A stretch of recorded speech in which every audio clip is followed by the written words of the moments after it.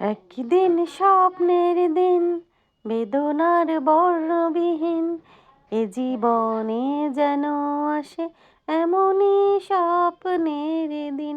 সেই ভাবনায় ভাবে মন হয় দুটি নয়নেতে ঘোর বর্ষা নামে। আসে না ফাগুন, মনেতে আগুন, এমন বিরহ জ্বালায়, স্মৃতির মেলায় কাটে না আর দিন। একদিন স্বপ্নের দিন, বেদনার বর্ণবিহীন, এ জীবনে যেন আসে এমনই স্বপ্নের দিন।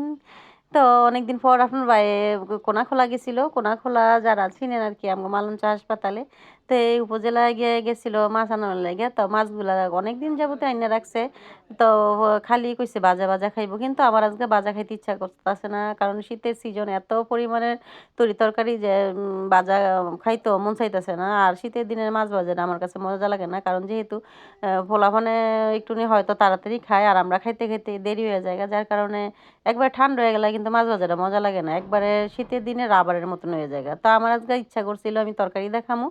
তো লয়ে লইছি কলাতিয়ার কলাইতার শিম, আর এদিক দিয়ে লয়ে লইছি আলু, নতুন আলু আর টমেটো দিয়ে আজকে এটি ঝোল করুম। তো যাই হোক, কথা কইতে কইতে মাছগুলো কাইটে লইছি। আর এদিক দা লগে মিনি মাছ আছিল, যেটা বেদা মাছ অনেক অঞ্চলে হয়তো বেদা মাছ কয়, আমরা মিনি মাছ কই বা আর এদিক দিয়ে আনছিল মাছ, ইলিশ মাছ, আর আনছিল এই জাইটকা, মানে জাইটকা কয় না চাপিলা কয়।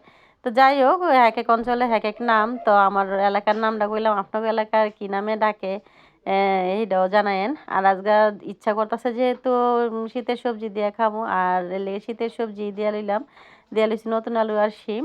আর আর কিছু বেশি কিছু দিতাম না, কারণ আজ তরকারিটা একটু কম রান্ধুম, কারণ বাচ্চারা খায় কি না আমি অন শিওর না। আর বাচ্চারা এই মাছটা বাচ্চা খাইতার না দেখে কিন্তু খালি বাজা বাজাই করতে কয়।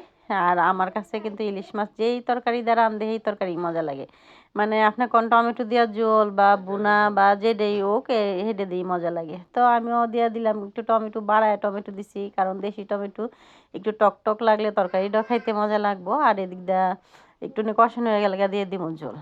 তো এক এক সময় হয় না যে নিজের মনের মতন কিন্তু কিছুই খাইতে পারি না, বাচ্চাগুলোর কথা চিন্তা করে আবার মাঝে মধ্যে জিদ করে মানে রান্না করে লাই। তো আজকে যে এই জিদ করে রান্না বান্না করছি যে আজকে যে জিদ্দের ভাত চাবাই খামু, তো জিদ্দের ভাত চাবাই খামু আপনাদের লগে শেয়ার করলাম যে এই মাঝে মধ্যে ইচ্ছা হয় যে এটা এই ইচ্ছাটা এই আজকে পূরণ করলাম, যে ইচ্ছা হয়েছে এইভাবে খামু। তো মাছগুলা ভাজা হয়ে গেছিল আগেই, আর এদিক দিয়ে দিচ্ছি মাছগুলা দিয়ে একটু ধনিয়া পাতা দিয়ে নামাইলাম। আর এই তরকারিটা খাইতে এত পরিমাণে মজা ছিল যে বলার বাইরে। আর ছোট মাছ দেখে আরো বেশি মজা ছিল। মানে আমার কাছে মনে হয়েছে আর কি, বড় মাছের স্বাদ আছে, কিন্তু ছোট ছোট ইলিশের কিন্তু আবার তেল তেলটা বেশি হয়। মানে ডিম ডুম থাকে না, যার কারণে খুব মজা লাগে। কথা কইতে কইতে রান্না হয়ে গেছে, অনেক খালি গরম ভাত দিয়ে খামু। আপনাদের লগেও শেয়ার করলাম যে আমি আজকে কি দিয়ে ভাত খাইলাম। তো যদি ভিডিওটা ভালো লেগে থাকে অবশ্যই লাইক কমেন্ট শেয়ার দিবেন, আর পেজটারে ফলো করে দিবেন। অনেকেই দেখি যে আমার ভিডিও দেখেন, তা করে অবশ্যই শুভকামনা।